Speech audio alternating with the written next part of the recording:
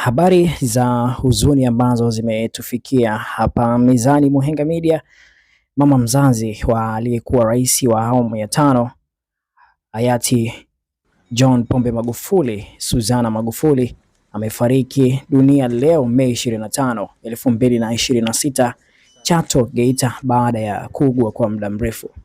Akizungumza kwa njia simu ya mahojiano na vyombo vya habari, mtoto wa hayati John Pombe Magufuli, Jessica Magufuli, amethibitisha kutokea kwa msiba huo. Akieleza kuwa Bibi Suzana alifariki majira saa 1 kamili za usiku nyumbani kwake Chato.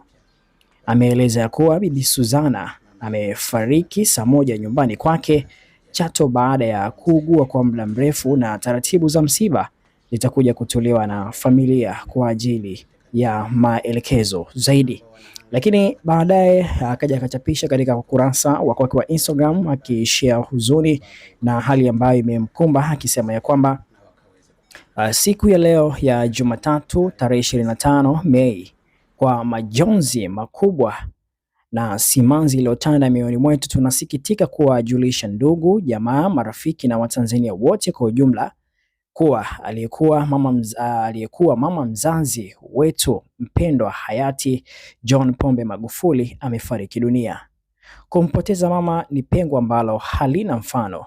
Yeye alikuwa kimbilio la wengi, chemichemi ya busara na mwanamke aliyesimama kwa maombi na malezi yaliyotupa viongozi na watu bora katika taifa hili.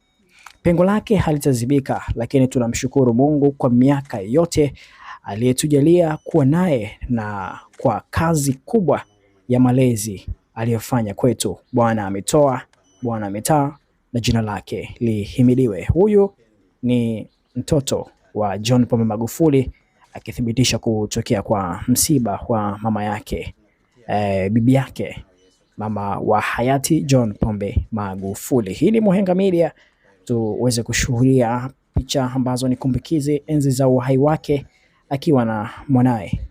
Mama kamsalimie JPM, bado tunamkumbuka na taifa bado linamkumbuka. Rest in peace.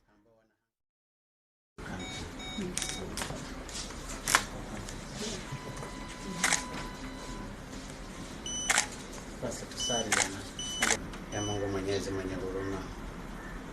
Tunajua uko pamoja na mama yetu. Tumemsaidia katika kipindi cha miezi mitatu, zaidi ya miezi mitatu alipopata stroke. Tunampenda, lakini tunapitia katika upendo wa mwanao Yesu Kristo. Mjalie wakati tunaingia katika mwaka mpya wa 2019, mama yetu akaingie akiwa na afya njema. Tukamsaidie katika tatizo lake akaweze kupona. Tunawaombea pia wagonjwa wengine wote katika nchi yetu ya Tanzania ambao wanahangaika na matatizo mbalimbali, walioko hospitalini, walioko majumbani. Mungu Baba ukawashike katika matatizo yao na wakaweze kupona. Tunawaombea pia madaktari na manesi na wahudumu wote ambao kwa